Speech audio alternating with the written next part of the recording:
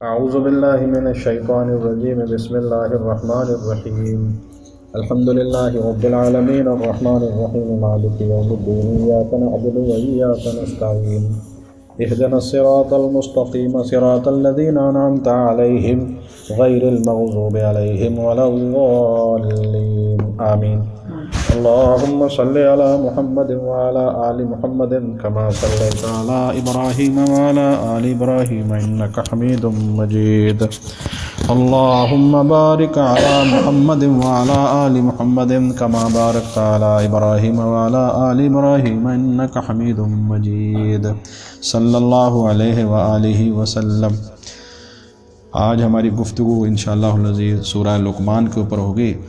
قرآن حکیم کی یہ 31 نمبر سورہ مبارکہ ہے اور یہ 21ویں پارے میں ہے اور یہ مکی صورت ہے۔ آپ لوگوں کو ایک میں اس سورہ مبارکہ کے تعارف کے سلسلے میں صرف یہ بات بتانا چاہوں گا کہ قرآن حکیم کی کچھ صورتیں ہیں جو الف لام میم سے شروع ہوتی ہیں۔ اس میں سے دو پہلی صورتیں تو آپ کو پتہ ہی ہے، سورہ فاتحہ کے بعد سورہ البقرہ الف لام میم سے شروع ہوتی ہے اور سورہ آل عمران جو ہے وہ الف لام میم سے شروع ہوتی ہے۔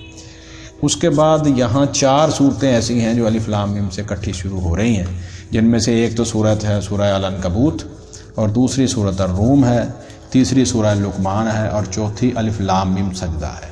تو یہ ابھی تک یعنی یہ 6 سورہ مبارکہ ہیں جو الف لام میم سے شروع ہو رہی ہیں۔ ان کے مضامین جو ہیں وہ آپس میں ایک دوسرے کے ساتھ ملتے جلتے ہوتے ہیں، نئی باتیں بھی ہوتی ہیں، مضامین جو ہیں وہ دہرائے بھی جاتے ہیں اور کچھ مضامین جو ہیں وہ اللہ رب العزت جو ہے وہ ان کو بار بار جو ہے وہ دہراتے ہیں تاکہ ان کی اہمیت جو ہے وہ اجاگر ہو جائے۔ تو شروع کرتے ہیں اعوذ باللہ من الشیطان الرجیم بسم اللہ الرحمن الرحیم الف لام میم تلک آیات الکتاب الحکیم۔ یہ آیتیں ہیں نہایت حکمت والی کتاب کی، ہدی و رحمۃ للمحسنین، اس حال میں کہ یہ کتاب عظیم ہدایت ہے اور رحمت ہے محسنین کے لیے۔ اب میں نے یہ بات پہلے آپ کو بتائی تھی کہ محسن جو ہے یہ لفظ جو میں نے ابھی اپنے چینل کے اوپر بھی دل کے جو اعمال خیر ہیں اس کے اوپر گفتگو، ہمارے 4 حصے جو ہیں وہ آ چکے ہیں، 5واں بھی انشاءاللہ آ جائے گا۔ تو چوتھے حصے کے اوپر جو ہے وہ دل کے اعمال خیر میں نے احسان کے اوپر گفتگو کی ہے۔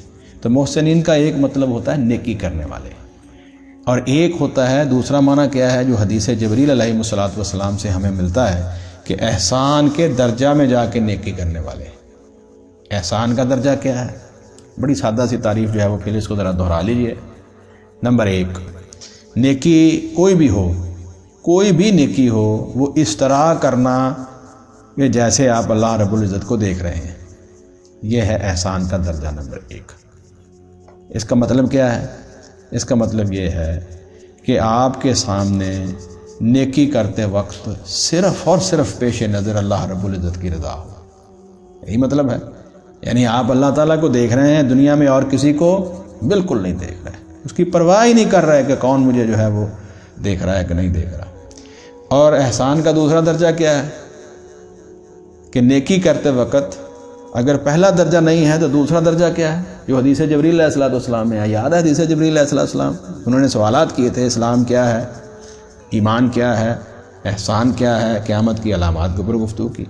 تو رسول اکرم صلی اللہ علیہ وسلم جواب دیتے جا رہے ہیں اور حضرت جبریل علیہ السلام پھر اس کے اوپر جو ہے وہ یہ کہہ رہے ہیں کہ آپ جو ہے وہ سچ کہہ رہے ہیں۔ تو یہ جو مکالمہ ہوا ہے اللہ کے رسول، ایک کہیں ہے جبریل علیہ السلام، وہ کون ہیں؟ فرشتوں کے سردار اور اللہ کے سب سے عظیم رسول فرشتوں میں سے، اور جو سامنے بیٹھے ہیں وہ کون ہیں؟ وہ نبی محمد کریم صلی اللہ علیہ وسلم، جو انسانوں میں سے سب سے افضل اور انبیاء کے سردار۔ یہ مکالمہ جو ہوا ہے اس کے اندر جو ہے اسلام، ایمان، احسان اور قیامت کی علامات پہ گفتگو ہوئی ہے۔ اس کا مقصد یہ ہے کہ انسان جو ہے وہ اس پورے قرآن حکیم کا خلاصہ جو ہے وہ اس حدیث میں بیان کر دیا گیا۔ اسی لیے حضور صلی اللہ علیہ وسلم نے فرمایا تھا کہ یہ جبریل ہیں علیہ الصلوۃ والسلام جو تمہیں دین سمجھانے کے لیے آئے ہیں۔ تو احسان کا دوسرا درجہ کیا ہے کہ جب انسان عمل کر رہا ہو تو اس کے ذہن میں ہو کہ میرا اللہ مجھے دیکھ رہا ہے۔ تو جب میرا اللہ مجھے دیکھ رہا ہے تو پھر کوئی دیکھے نہ دیکھے۔ یعنی دونوں صورتوں میں کیا چیز ہے؟ اس میں دونوں صورتوں میں ہمیں کیا ملتا ہے؟ اس میں جو ہے وہ ریاکاری ختم ہو جاتی ہے، اس کے اندر شہرت ختم ہو گئی، اس کے اندر جو ہے وہ دکھلاوا بالکل ختم ہو گیا۔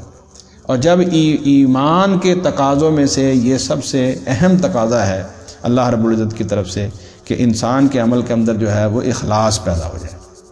جب اخلاص پیدا ہو گیا ریاکاری ختم ہو گئی، پھر جو ہے وہ انسان کس درجے میں پہنچتا ہے؟ احسان کے درجے میں پہنچ جاتا ہے۔ بس یہ بات آپ ذہن میں رکھیے، کوئی بھی عمل آپ کر رہے ہیں، اور یہ بات یاد رکھیے کہ حدیث کی کتابوں میں، فقہ کی کتابوں میں بڑے بڑے ائمہ اکرام نے اس کے اوپر جو ہے وہ پورے ابواب قائم کیے ہیں، دل کے اعمال صالحہ کیا ہے، کیونکہ اصل بنیادی دل ہے۔ ایمان جو ہے وہ کیا ہے؟ بیج ہے، یہ بیج ہے، لگتا کہاں ہے؟ مومن کے دل میں۔ تو دل کی طہارت اور اس کے تزکیے کے اوپر جو ہے وہ جب تک ہم گفتگو نہیں کریں گے، ہمارے جو انسان کے جو اعضاء اور جوارح ہیں اس سے کیسے اعمال صالحہ نکلیں گے؟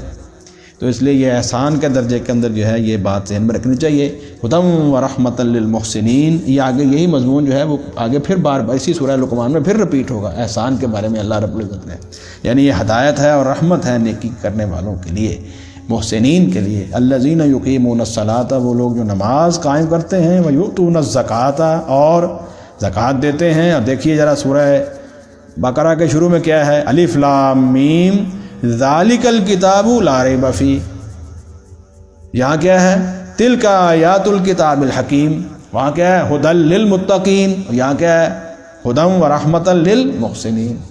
الذین یؤمنون بالغیب ویقیمون الصلاۃ ومما رزقناہم ینفقون، وہاں یہ صفات آئی ہیں متقین کی، اور یہاں پر محسنین کی صفتیں کیا ہیں؟ الذین یقیمون الصلاۃ ویؤتون الزکوٰۃ، وہاں پر اللہ رب العزت نے جو ہے وہ انفاق فی سبیل اللہ جنرلی جو ہے وہ ڈسکس کر دیا ہے، ساتھ میں زکوٰۃ بھی آ گئی، اس کے اندر عام صدقات بھی آ گئے، اور جہاں خاص طور پر جو ہے وہ زکوٰۃ کو فوکس کیا ہے کہ وہ لوگ جو نماز قائم کرتے ہیں اور زکوٰۃ دیتے ہیں، وَهُمْ بِالْآخِرَةِ هُمْ يُوقِنُونَ، یہاں پھر لفظ بار بار ہم آ رہا ہے، اور آخرت پر وہ بہت زیادہ ایقان رکھتے ہیں، یقین رکھتے ہیں۔ ایمان سے اگلا درجہ کیا ہے؟ ایقان ہوتا ہے۔ اس کا کیا مطلب ہوتا ہے؟ کسی چیز کو ایسے ماننا گویا کہ میں نے اس کو دیکھ لیا ہے، گویا کہ میں نے اس کو دیکھ لیا ہے، یعنی اس طرح نہیں ماننا کہ وہ کوئی ذہن میں کوئی ایک چھوٹا سا تخیل ہے، ایک خیال ہے کہ جی ہو سکتا ہے ہو سکتا ہے یہ واقعہ ہو جائے، ہو سکتا ہے نہ ہو، ایسے نہیں ہے، بلکہ یہ اس قدر یقینی ہے کہ جیسا کہ میرے سامنے میں نے دیکھ لیا ہے۔ وہاں پر بھی یہی ہے، وہاں پر بھی یہی الفاظ آتے ہیں، وَهُمْ بِالْآخِرَةِ هُمْ يُوقِنُونَ، اور آگے دیکھیے آیت مبارکہ نمبر 5، وہاں پر بھی یہی ہے، 5 یہاں پر بھی یہی ہے، اولئک علی ھدی من ربہم واولئک ھم المفلحون، یہ ہیں وہ لوگ جو اپنے رب کی طرف سے عظیم ہدایت پر ہیں۔ اگر یہ صفات آپ کے اندر پیدا ہو گئی ہیں، آپ محسنین میں ہیں، نماز پڑھنے والے ہیں، زکوٰۃ ادا کرنے والے ہیں، اور آخرت پر یقین جب آپ آخرت پر یقین رکھیں گے، آپ کا ہر عمل جو ہے وہ احسان کے درجے میں چلا جائے گا۔ جب آپ کے مقصود اور مطلوب اللہ رب العزت کی ذات ہوگی، تو پھر آپ کو اس بات کی کیا پرواہ ہے آپ کے عمل کو کوئی دیکھے نہ دیکھے؟ کیوں جی؟ انسان کی یہی خواہش ہوتی ہے نا کہ مجھے کوئی اپریشیٹ کرے، میری تعریف کرے، مجھے ایکنالج کرے، میرے جو کام کی کوئی اہمیت کو سمجھے۔ تو جب اللہ رب العزت جو ہے وہ تمہاری کام کو جو ہے وہ ایکنالج کر رہے ہیں، پھر تمہیں کسی اور کی طرف دیکھنے کی ضرورت ہی نہیں ہے۔ یہ ہے وہ درجات جن کو اللہ رب العزت نے جہاں۔ اچھا، اس کا ایک خلاصہ میں ذرا جلدی چلوں گا، لیکن اس کا خلاصہ میں آپ کے سامنے پھر رکھ دیتا ہوں۔ سورہ البقرہ کے پہلے پارے کے آخری رکوع کے اندر بھی اللہ تعالیٰ نے جو ہے وہ اس طرح درجات بیان فرمائے ہیں، وَنَحْنُ لَهُ مُسْلِمُونَ وَنَحْنُ لَهُ عَابِدُونَ وَنَحْنُ لَهُ مُخْلِصُونَ۔ تو یہ جو ایمان کے درجات ہیں ان میں سے پہلا درجہ کیا ہے؟ اسلام، کہ انسان فرما بردار ہو جائے، دل سے مطیع ہو جائے، سمجھ آئی بات؟ اور پھر جب مطیع ہو جائے گا پھر کیا کرے گا؟ پھر غلام بن جائے گا، پھر عبادت اللہ کا بندہ بن گیا نا، وَنَحْنُ لَهُ عَابِدُونَ، عبد یہ تو اس کے اندر آ گئی، اللہ رب العزت اس کے جو ہے وہ معبود حقیقی بن گئے، اور وہ کیا بن گیا؟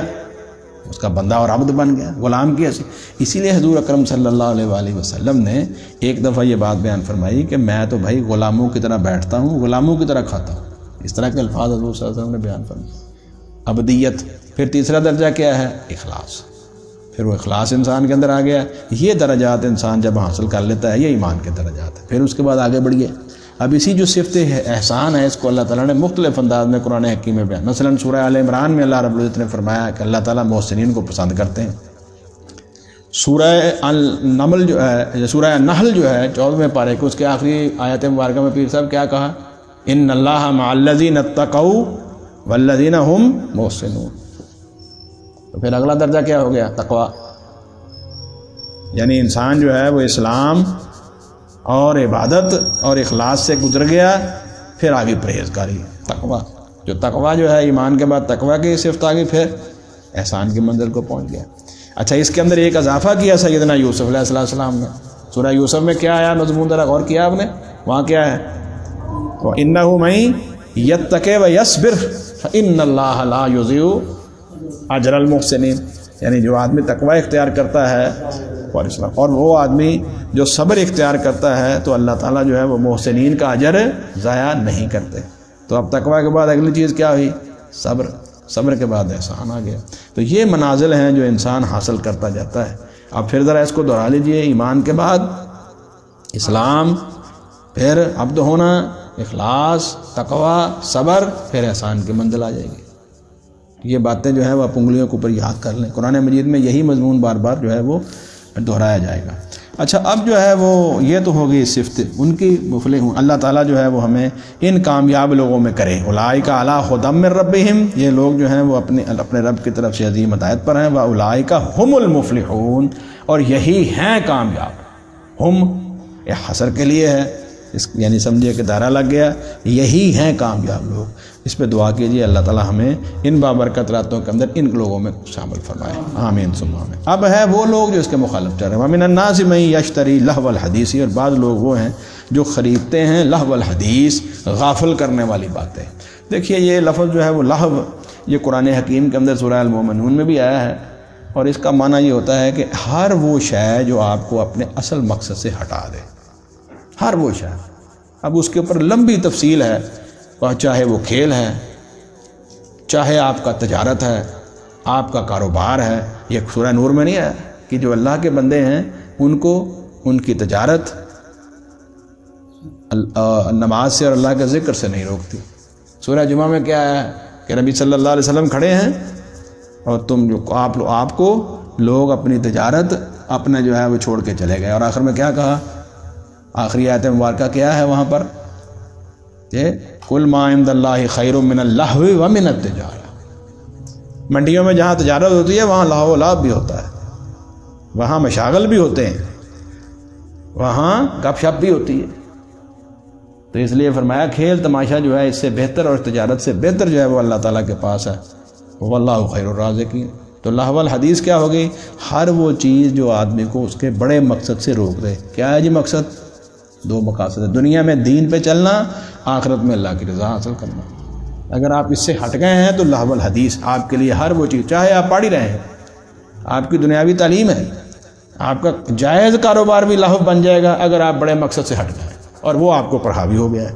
اب رہا اس کے اندر وہ جو ہے سوشل میڈیا کے اوپر جو ہے بےہودگیاں اور یہ فحش ڈرامے اور یہ گیمز اور یہ جوا اور یہ سارا کچھ، یہ تو ہے ہی ہے، یہ تو ہے ہی ہے لہو الحدیث میں، لیکن کبھی کبھی حلال کام بھی لہو الحدیث بن جاتا ہے اگر مقصد سے آپ ہٹ جائیں۔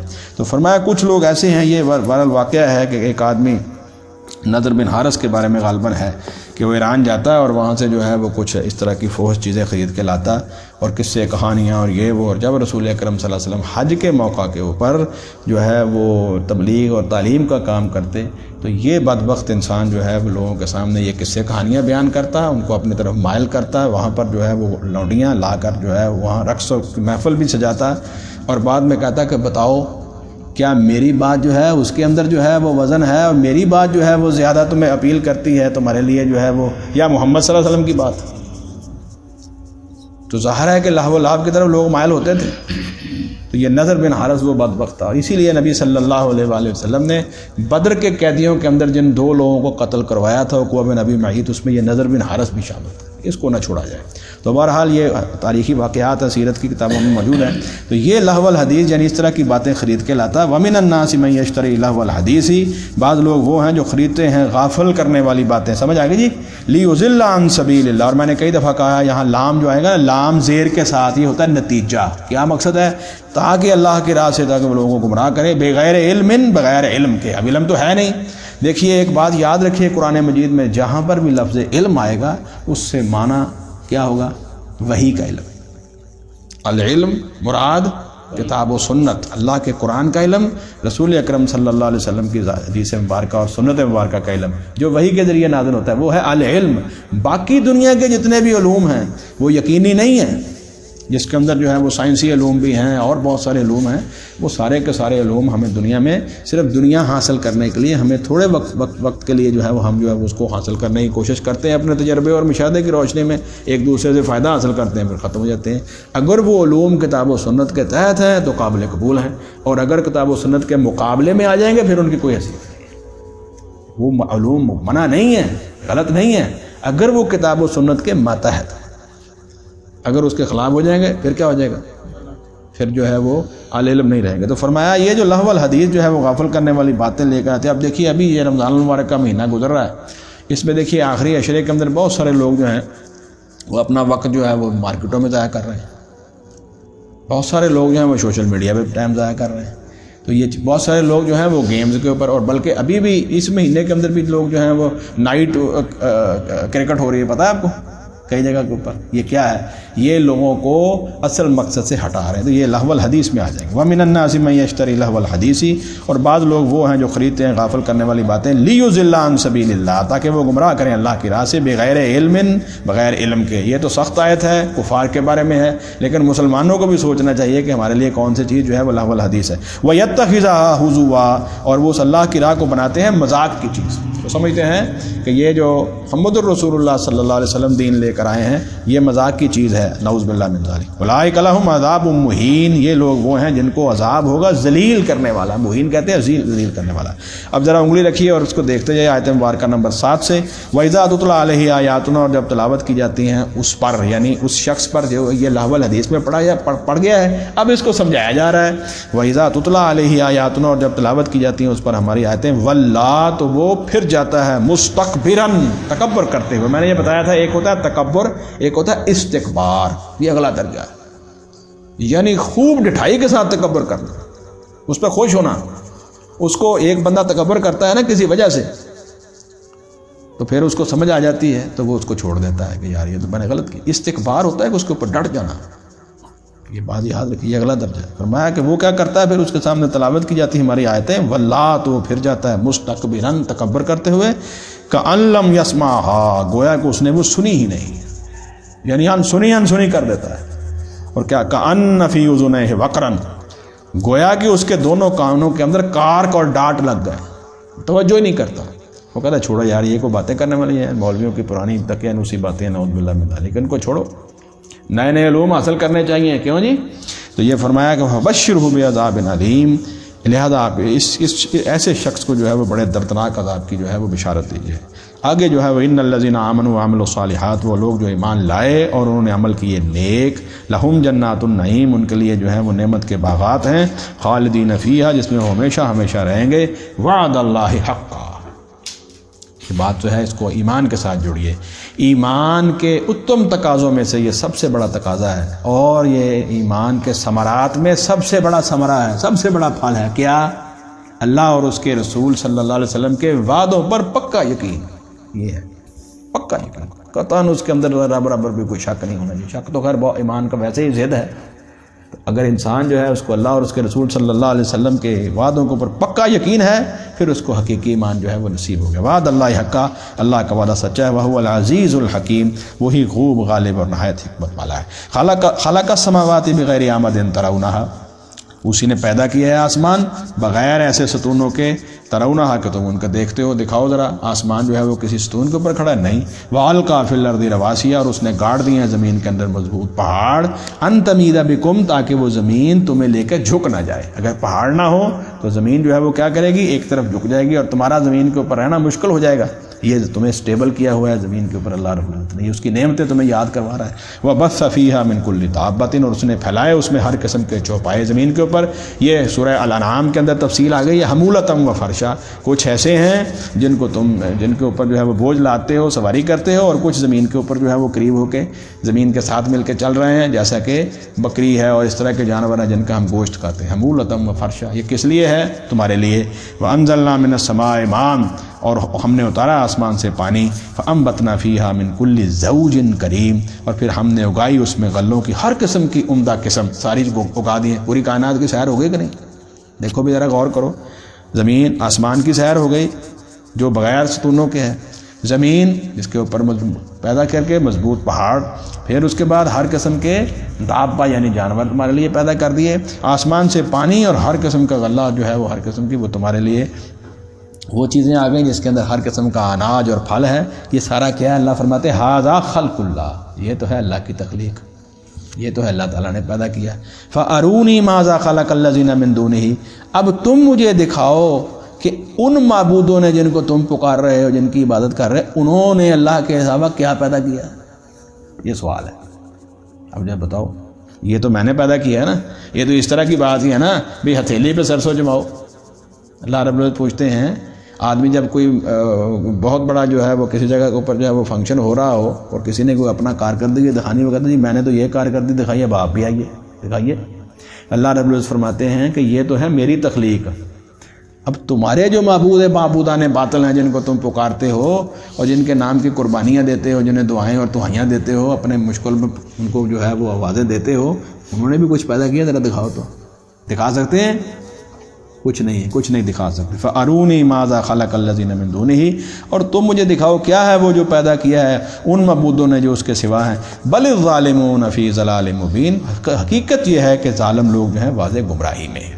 اب اللہ رب العزت نے یہاں پر جو ہے وہ ایک عبد صالح حضرت لقمان علیہ السلام کا تذکرہ کیا ہے۔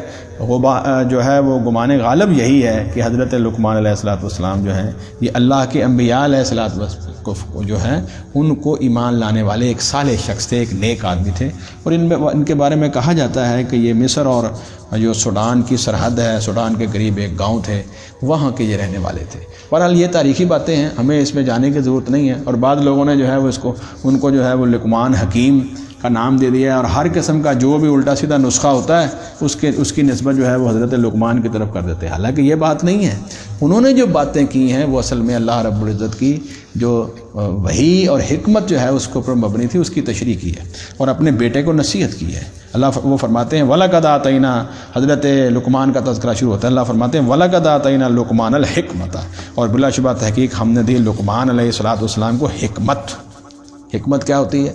محکم بات، پکی بات، سچی بات، یقینی بات، اس کو کہتے ہیں محکم۔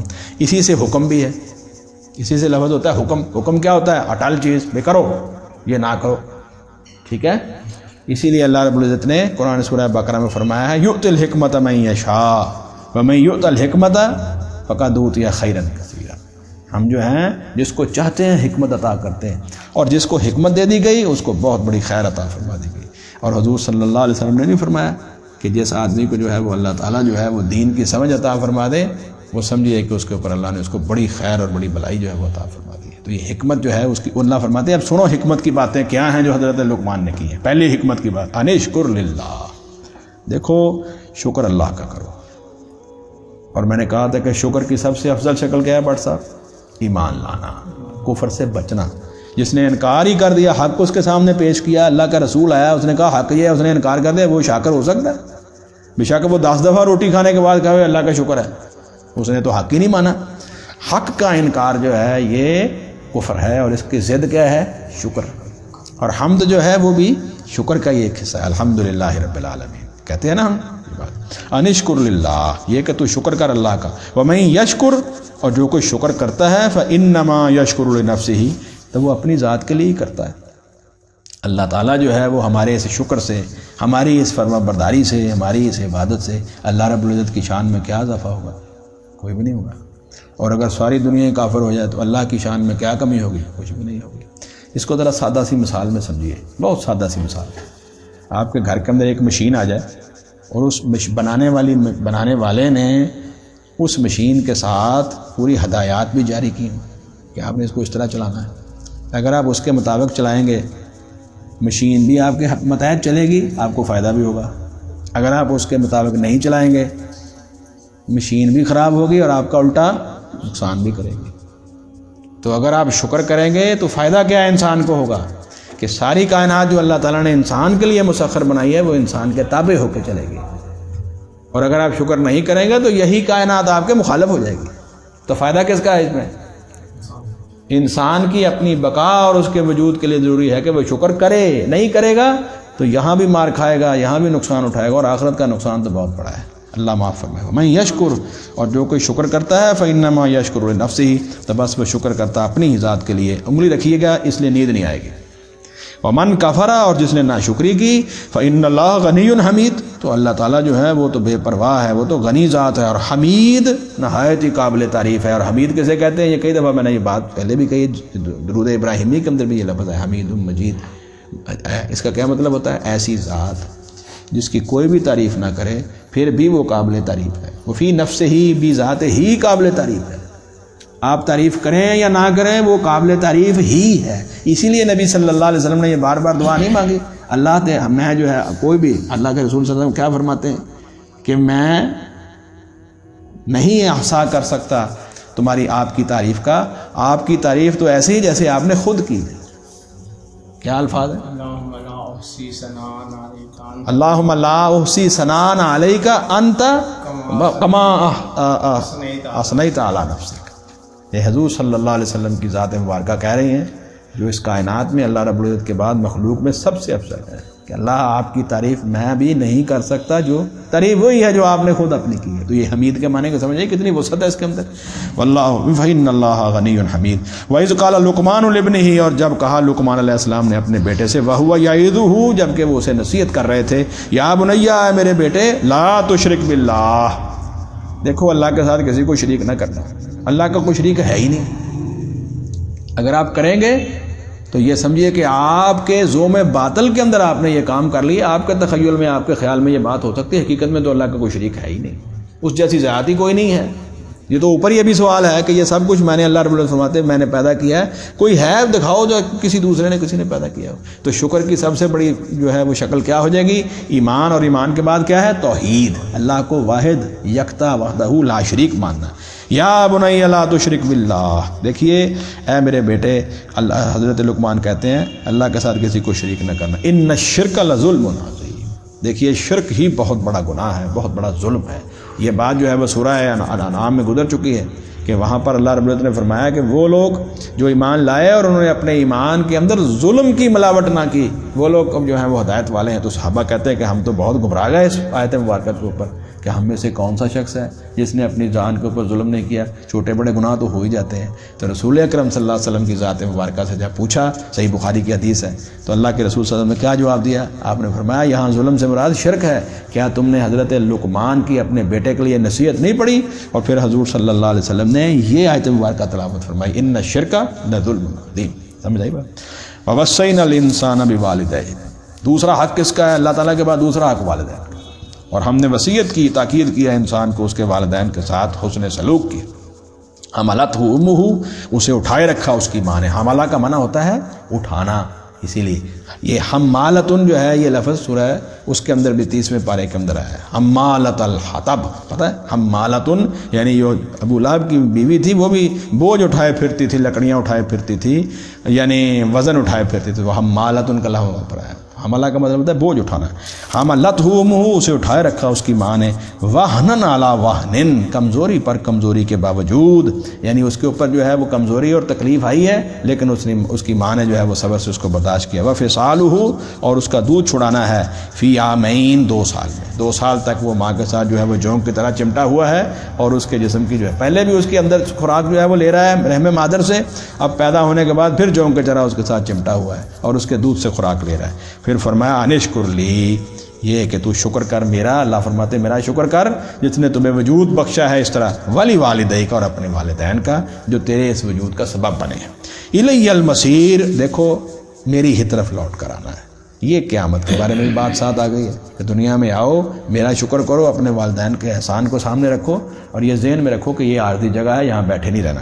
وَإِن جَاهَدَاكَ، پھر اگر وہ دونوں تمہیں جو ہے وہ اس بات پر آمادہ کریں، یعنی تمہارے والدین، عَلَىٰ أَن تُشْرِكَ فِي بِي، اس بات پر کہ تو شریک ٹھہرائے میرے ساتھ کسی کو، مَا لَيْسَ لَكَ بِهِ عِلْمٌ، اس چیز کو کہ نہیں ہے تجھے اس کا کوئی علم، یعنی وہ بغیر علم کے، بغیر وحی کے، بغیر دلیل کے تمہیں کہہ رہے ہیں کہ اللہ کے ساتھ کسی کو شریک ٹھہراؤ اور دین جو ہے اس کو چھوڑ دو، فَلَا تُطِعْهُمَا، تو پھر تو ان کی اطاعت نہ کرنا۔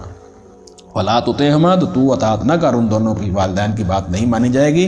اللہ کے دین کے مقابلے میں کفر کے مقابلے، ایمان کے مقابلے میں کفر کے بارے میں کہیں، توحید کے مقابلے میں شرک کے بارے میں کہیں اس وقت جو ہے وہ والدین کی فرمانبرداری نہیں کی جائے گی، باقی ہر کام میں ان کے ساتھ احسان کیا جائے گا۔ وصاحبہما، دیکھیے پھر آگے اگلی بات آ گئی، وصاحبہما، اور تو ان دونوں سے اچھا سلوک کر، فی الدنیا، دنیا کے معاملے میں، معروفاً، معروف طریقے سے، یعنی جہاں دین کے معاملے میں تمہیں روکیں، کسی طرف جو ہے وہ تمہاری جو ہے وہ اس طرح کہیں کہ تمہیں دین چھوڑنا پڑ جائے، نعوذ باللہ کفر کی طرف جانا پڑ جائے، اس وقت تم نے ان کی فرمانبرداری نہیں کرنی، لیکن دنیا کے معاملے میں پھر بھی ان کی فرمانبرداری کرنی ہے۔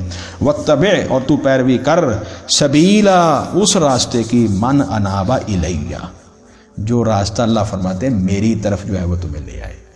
بات آگے سمجھ، یہ حضرت لقمان جو ہے وہ نصیحت کر رہے ہیں اپنے بیٹے کو، اور اللہ رب العزت اپنی طرف سے اس کو واتبع، اور تو پیروی کر، سبیلا، اس شخص کے راستے کی، من اناب الیہ، جو رجوع کرتا ہے میری طرف۔ اب تیرا رہنما کون ہے؟ جو تمہیں اللہ کی طرف جوڑے۔ یہ بات یاد رکھیے، آپ کا بڑا، آپ کا امام اس وقت معاشرے میں کون ہے، چاہے وہ سیاسی ہو، چاہے وہ مذہبی ہو، اور کوئی بھی شخص جو آپ کو اللہ کے ساتھ جوڑے وہ ہے اصل آپ کا رہنما۔ جو اللہ کی طرف نہیں جوڑ رہا تو کچھ بھی نہیں ہے۔ اسی لیے بات سمجھ آ گئی۔ واتبع، یہ سارے ان کے جو ہے وہ لقمان علیہ السلام جو نصیحتیں کی ہیں یہ زبردست ہے۔ واتبع، اور تو پیروی کر، سبیلا، اس شخص کے، من اناب الیہ، جو اللہ فرماتے ہیں رجوع کرتا ہے میری طرف تمہیں لے کر آئے۔ ثم الیہ مرجعکم، پھر میری ہی طرف تمہاری واپسی ہے۔ فانبئکم، تو میں تمہیں ضرور خبر کر دوں گا، بما کنتم تعملون، جو تم عمل دنیا کے اندر کیا کرتے تھے۔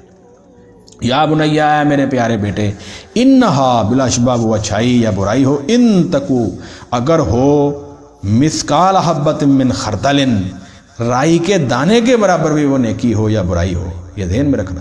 کہیں ایسا نہ سمجھ بیٹھنا کہ میں جو ہے وہ ایک بڑا مشہور واقعہ ہے کہ لوگوں کی ٹریننگ کروایا کرتے تھے لوگ ایمان کے لیے، اہل اللہ والے اولیاء، انہوں نے اپنے شاگردوں میں سے ایک شخص کو جو ہے وہ ایک پرندہ پکڑا لیا، دوسرے کو دوسرا، تیسرے کو تیسرا، چوتھے کو اس طرح، چند کو کہا جا کر جاؤ بھائی ان کو وہاں جا کر ذبح کرو جہاں تمہیں کوئی نہ دیکھتا ہو۔